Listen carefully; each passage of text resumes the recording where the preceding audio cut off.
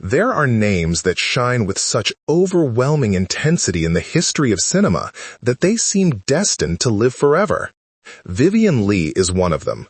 Her face, perfect, almost like an ancient sculpture, was etched into eternity through the fiery resilience of Scarlett O'Hara and the heartbreaking fragility of Blanche DuBois. But behind that impeccable beauty, behind the spotlights, the applause, and the two golden statuettes, lived a woman fighting a silent battle Hollywood never wanted the world to see. A woman caught between genius and chaos, between love and loss, between the blinding light that turned her into a myth and the darkness that slowly consumed her from within. Because Vivien didn't just play unforgettable characters. She absorbed them, breathed them in, and allowed them to seep into her soul until the line between reality and performance blurred beyond recognition. Her beauty, celebrated by the world as a gift, became for her a prison. Her inner demons, fueled by emotional instability, haunted her through endless nights of insomnia, fear of shadows, fear of sudden noises, and fear of confronting her own reflection. Her heart, which loved Laurence Olivier with a devastating intensity, carried wounds that never healed. And yet, before the public eye, she always appeared immaculate, delicate, almost ethereal, like someone who could never be broken. This is the story of a prodigious yet vulnerable woman, an artist who paid an unbearably high price for her greatness. The story of how Vivien Leigh shone brighter than anyone else, even as she quietly fell apart. From the very first moment Vivien Leigh stepped onto a stage, the world fell under the spell of a beauty that seemed almost unreal, nearly supernatural.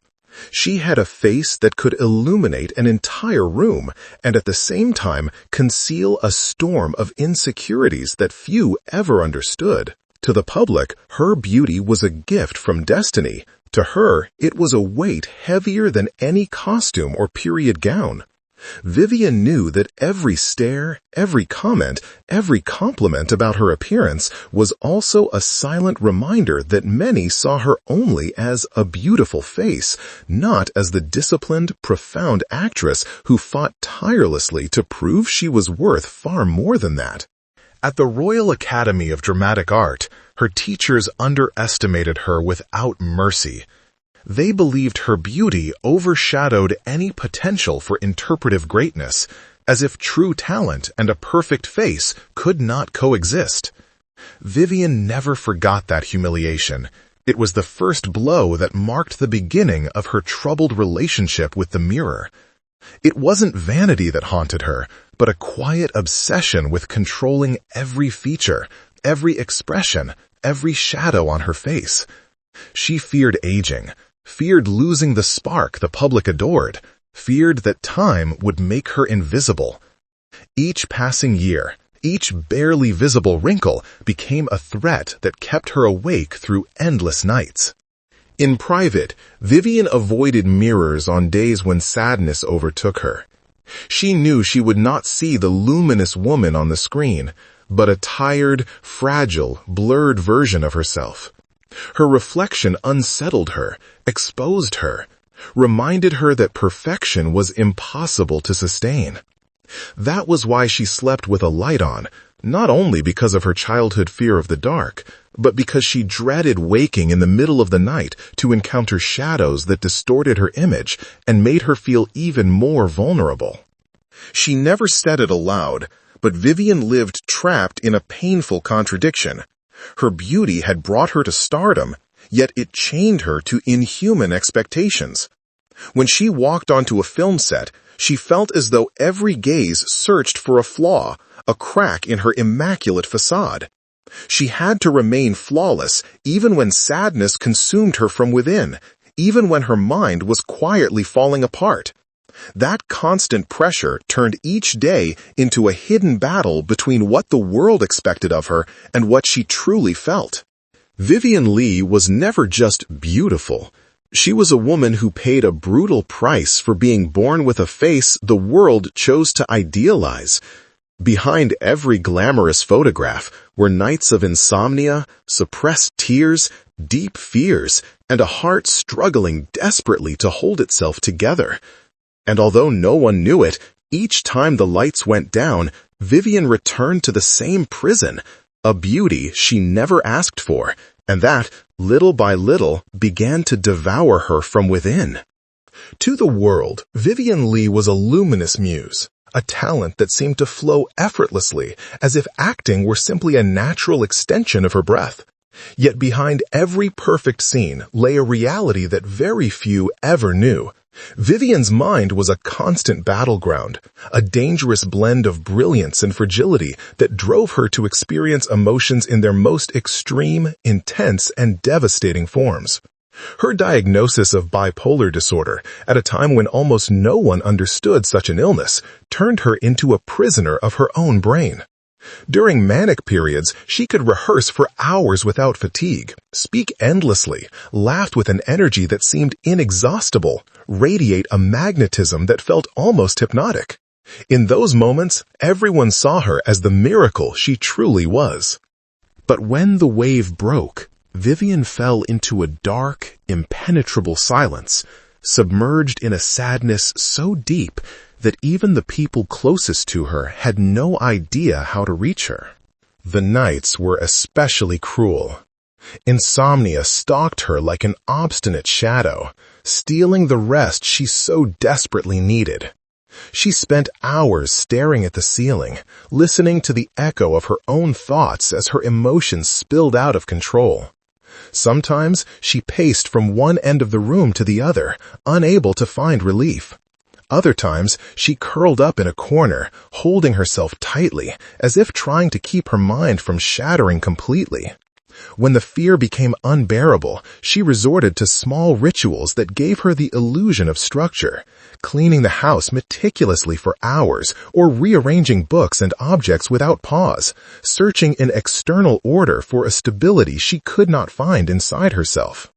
There were days when Vivien didn't recognize her own reflection, and others when she didn't recognize the people she loved. Her episodes made her lose her grip on reality, as if her consciousness were splintering into 1,000 pieces. In those moments, she could speak to herself as though performing a role, blending lines from scripts with scattered thoughts, unable to distinguish where the actress ended and the woman began. These were terrifying episodes that revealed the immense weight of the pain she carried, a pain no one saw when she appeared flawless in front of the cameras. Her extreme sensitivity, the very quality that allowed her to transform herself into unforgettable characters, also made her vulnerable to every emotional shadow. She could recall an exact phrase, a gesture, a subtle feeling. She could replicate the intensity of a character simply by closing her eyes. But that gift, so admired by directors and co-stars, was also an unbearable burden. Vivien absorbed too much, the sadness of others, the tension in a room, the insecurities of everyone around her. It was as if her soul had no skin, as if every stimulus pierced straight through her without protection. Even so, Vivien fought.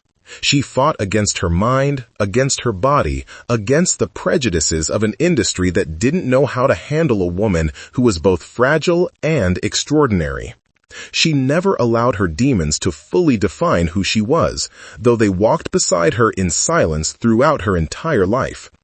In every performance, in every word spoken with a trembling yet steady voice, in every immaculate appearance before the public, Vivien proved that even within a devastating internal storm, she could still find a glimmer of light.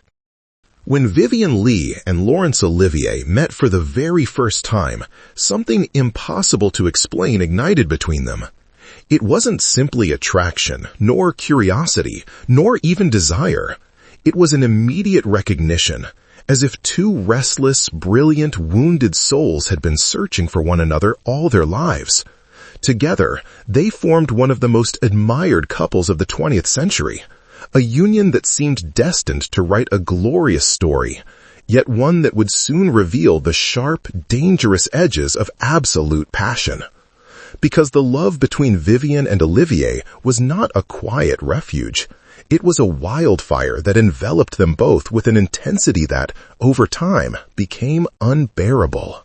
In the beginning, Olivier saw in Vivien a magnetic force, a fiercely pure talent, a woman capable of transforming a film set into a sacred place simply by walking onto it. She saw in him an artistic authority, a man who understood her in a way no one else ever had.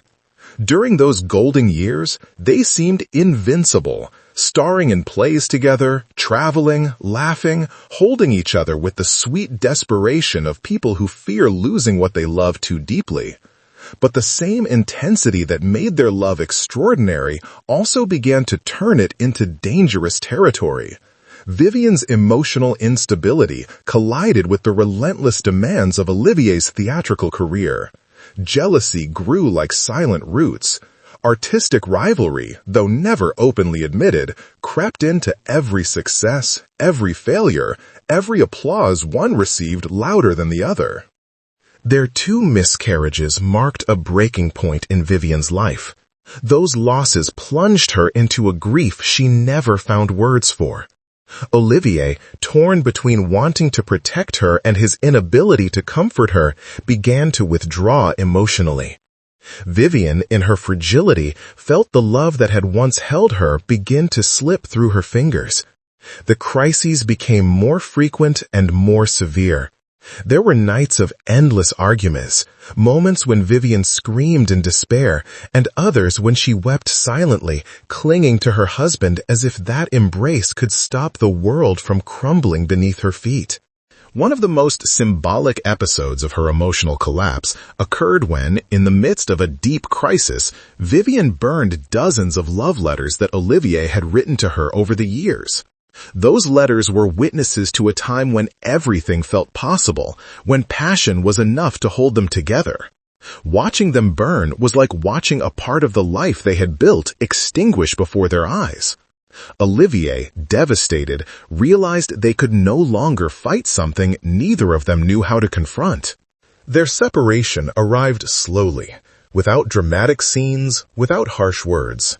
It was a long silence, a growing distance, a painful acceptance that the love between them still existed, but could no longer save them. When Olivier finally left for good, Vivien spoke a sentence that became the saddest echo of her life. "Today, a part of me has died." And it was true. From that moment on, a darker shadow began to follow her everywhere. Yet even when it was all over, Vivien loved Olivier until her final breath.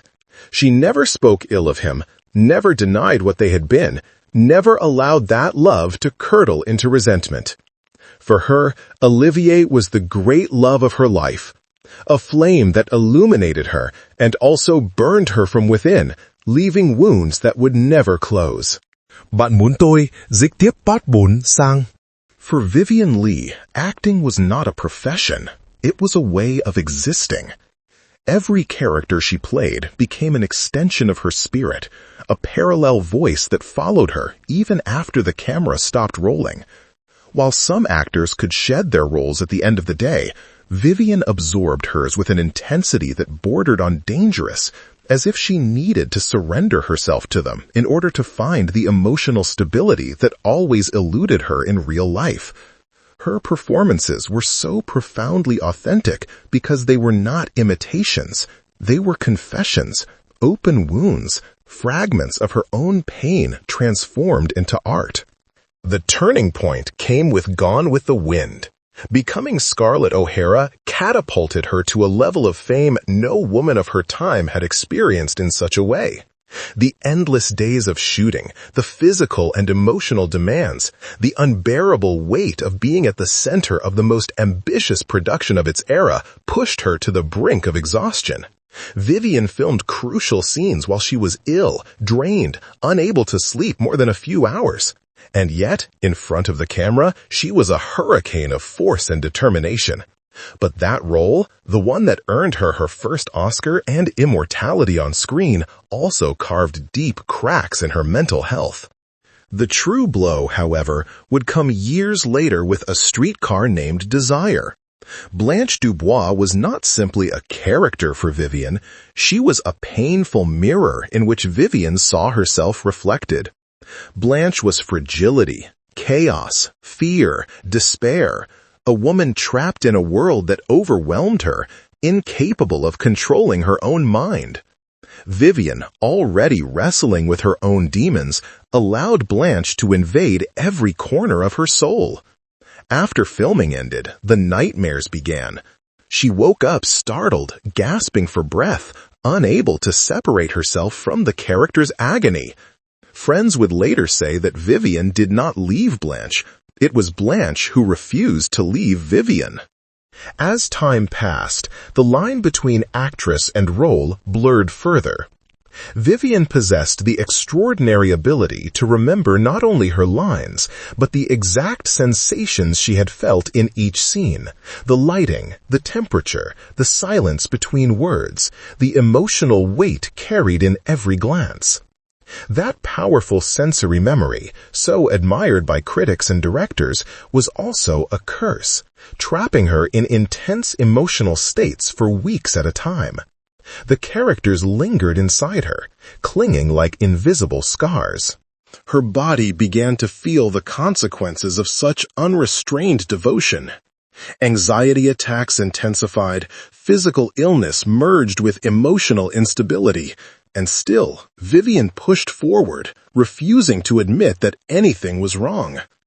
There were performances after which she fainted behind the curtain, and others when, after finishing the play, drenched in sweat and tears, she walked with her back straight to her dressing room, determined to prove she could endure more. She was a woman who did not know how to step back, who could not separate herself from the stage, because there, under the artificial light, she found order, clarity, and a reason to keep breathing. When she was replaced in Elephant Walk due to her emotional instability, the wound cut deep. It was not merely the loss of a role, it was the loss of a part of herself. She felt humiliated, exposed before a world that never understood the magnitude of the battle she was fighting. But even in those darkest moments, Vivien never abandoned art. Her pain became performance. Her fragility became truth on stage. Her confusion became tragic beauty. It was that total devotion, that capacity to break herself in order to create, that made her a legend who paid with her soul for every character she brought to life. As the years went by, Vivien's body began to yield to a battle that seemed endless. Tuberculosis, which had haunted her since youth, returned in relentless waves, weakening her until she no longer had the strength to take a deep breath without pain. Her body, exhausted after decades of insomnia, nervous breakdowns, and overwhelming artistic demands, began to fail in ways she could no longer hide behind makeup or a carefully crafted smile. Vivien, who had once been an incandescent presence, started to fade softly, like a flame slowly consuming itself when there is no oxygen left to feed it. And yet, even in this quiet deterioration, Vivien clung to the theater with a loyalty few could have understood. She never stopped rehearsing her lines, even when fatigue forced her to pause every few minutes just to catch her breath. There were days when she could barely stand, and still she repeated her dialogue over and over under the dim glow of a lamp, as if the simple act of practicing contained the promise that she might become the woman she once was. For Vivien, the stage was not a place, it was her only true home, the only space where her ruined mind could find something resembling peace. It was during this period that John Merivale entered her life with a gentleness that contrasted deeply with the devastating intensity of her past relationship. John did not want to change her or save her or demand more than she could give. He was simply there, at her side, offering a kind of quietness Vivien had never known. His presence was patient, made of small, everyday gestures, preparing tea when she lacked the strength, staying with her through the darkest nights, holding her hand when an anxiety attack left her trembling. He did not seek to be the hero of her story. He only sought to protect the last spark that remained in her. Vivien, who had always lived between emotional extremes, found in that love a kind of unexpected refuge. With John, there were no storms, no shouting, no impossible expectations. There was a serene affection, almost medicinal, that allowed her to breathe without feeling the world closing in on her chest. Even in her most fragile days, Vivien maintained a small ritual, applying a light touch of perfume before bed, a reminder that beauty was not something time could destroy entirely. That gesture, small but symbolic, was her quiet form of resistance. "I want to keep being myself, even if only for a moment," she would whisper. Despite her failing health, Vivien continued rehearsing for a new role. She held a firm conviction that she would return to the stage, even though every step hurt and every breath was an effort. John, watching from the doorway, understood he could not stop that impulse. He knew that as long as she had a line to memorize or a scene to prepare, Vivien would keep clinging to life. And so, under the soft light of her room, surrounded by open scripts and cups of lukewarm tea, Vivien repeated words she might never again speak on stage. The night the illness returned with greater force, there was no drama, only a profound silence, a tired body finally giving in, and a woman who, even in her final moments, seemed wrapped in a delicate kind of dignity. Vivien Leigh left this world the way she had lived, fighting, dreaming, rehearsing lines in her mind as if the theater were calling her from somewhere beyond. And though her life went out, the light she left behind continues to shine in every scene she gifted the world, in every breath captured on film, in every viewer who still feels the echo of her greatness. The life of Vivien Leigh was a perfect contradiction. A woman whose light dazzled millions, yet who walked for years wrapped in shadows almost no one ever saw.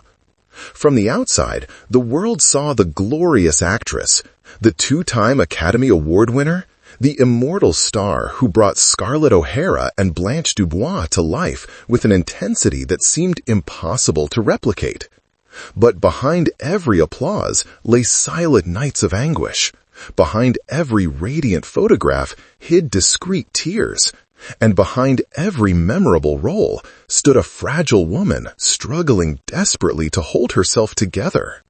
Vivien loved her art with absolute devotion, and it was that very devotion that demanded too high a price.